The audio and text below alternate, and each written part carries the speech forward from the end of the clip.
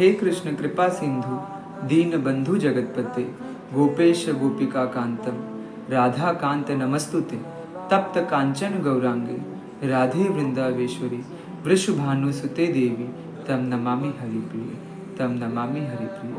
हे कृष्ण तेरी भक्ति में क्या दीवानगी है, हे कृष्ण तेरी भक्ति में क्या दीवानगी है।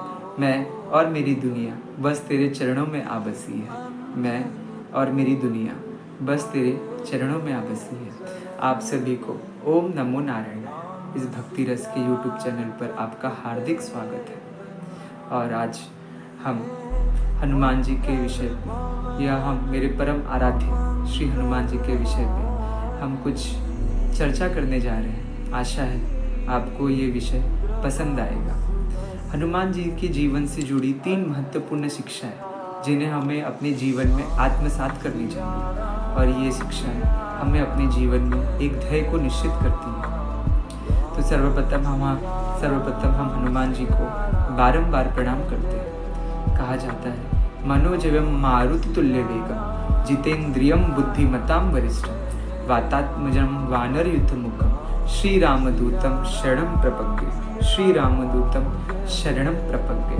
अर्थात मनोजवम मारुति तुल्य वेगम, जो मन की गति के समान या मन की गति से भी अत्यधिक तीव्र है, जो जितेंद्रीय है, जो सभी बुद्धिमानों में सभी विद्वानों में श्रेष्ठ है, जो श्री राम की सेना में एक प्रमुख है, उन रामदूत को, उन हनुमान जी को हम बारंबार प्रणाम करते हैं, बारंबार प्रणाम करते हैं।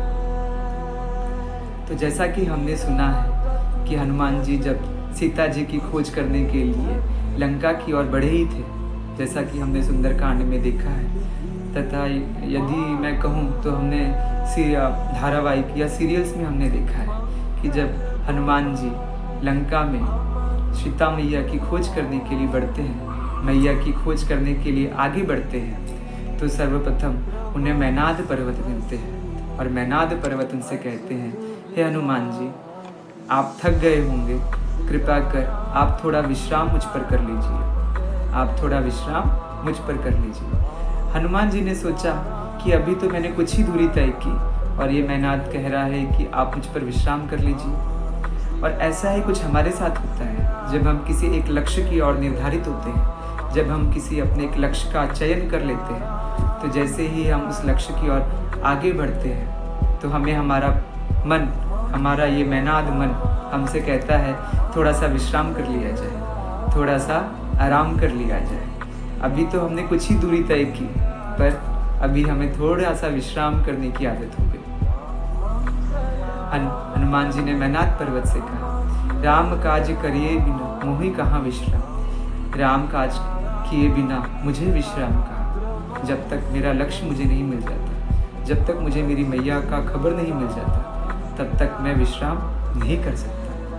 और हनुमान जी आगे बढ़े, और जैसे ही हनुमान जी आगे बढ़ते हैं उन्हें सुरसा एक नाग माता मिलती है, और ये नाग माता हनुमान जी से कहती है कि मुझे ब्रह्मा देव ने वर दिया है, मुझे ब्रह्मा जी ने वर दिया है कि जो कोई भी समुद्र को लांघने की कोशिश करेगा उसे मेरे मुख से होकर जाना पड़ेगा। और उसने अपना रूप विशाल बनाया, और जितना उसने रूप विशाल बनाया हनुमान जी ने भी उतना रूप विशाल किया, उससे दुगना रूप इन्होंने किया। फिर सुरसा ने भी अपना रूप दुगना किया।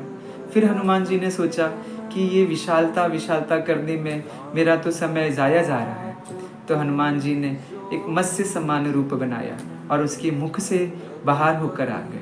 अर्थात कि जब हम किसी कार्य को करने जाते हैं तो कभी कभी हमें कुछ ऐसी विपदाएं आ जाती है, कभी कभी कुछ हमें ऐसे व्यक्तित्व से हमें सामना करना पड़ता है कि जो अपने आप को काफ़ी विशाल बनाने की या विशाल बनने की कोशिश करेंगे, वो खुद को बहुत बड़ा बनने की कोशिश करेंगे। यदि आप उनसे उलझ गए, यदि आप उनसे उनके उलझन में रह गए, उनसे विवादों में रह गए, तो आप अपना सिर्फ समय जाया कर रहे हैं, आप सिर्फ अपना समय जाया कर रहे हैं, और आपका लक्ष्य ऐसे का ऐसे ही धरा रह गया। तो हनुमान जी ने हमें सिखाया कि जब भी कोई ऐसी विपदा आपके सम्मुख आए तो आप उन्हें प्रणाम कर दीजिए, प्रभु आप ही बड़े हो, आप ही बड़े हो, हम तो बहुत छोटे हैं आपके सामने। हमें आगे बढ़ने दीजिए, हमें आगे जाने दीजिए।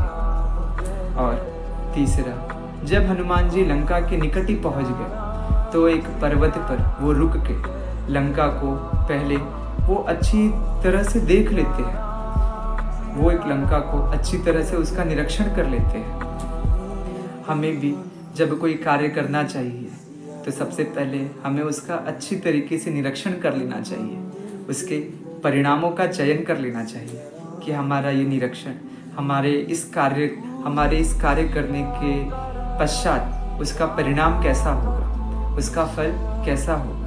या निरीक्षण करके हमें ये समझ लेना चाहिए कि हमें अपने कार्य में किस तरीके से कितना समय कहाँ पर या कैसे कैसे देना है। ये 3 प्रमुख शिक्षाएं जो श्री हनुमान जी ने हमें दी, वो आज के इस समय में बहुत ज़रूरी है और ये आत्मसात करने की चीज़ है।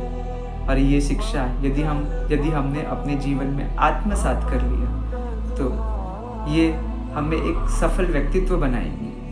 और ये रामायण की 3 प्रमुख शिक्षाएं जो हमें श्री हनुमान जी देते हैं। हम प्राय रामायण या सिर्फ पढ़ते या देख लेते हैं, पर उनके पीछे की शिक्षाओं पर, उनके पीछे के कारणों पर हम कभी चयन नहीं करते। हम अपनी तर्क बुद्धि का यूज़ करने लगते हैं, हम अपनी तर्क बुद्धि का उपयोग करने लगते हैं कि ऐसा कैसे हुआ होगा, क्या होगा। पर श्री राम जी और श्री हनुमान जी की शिक्षा के पीछे, उनके कार्यों के पीछे जो भी शिक्षा है, हमें एक बार उस और सोचना चाहिए और उसे आत्मसात करना चाहिए। आशा है आपको ये वीडियो पसंद आया होगा, तो कृपया कर इस वीडियो को लाइक, सब्सक्राइब और भक्ति रस की धारा को यूं ही प्रवाहित करिए, जिससे आपके सम्मुख मैं बार बार अपने प्रभु के चर्चा का, अपने प्रभु के विषयों का गायन कर सकूं।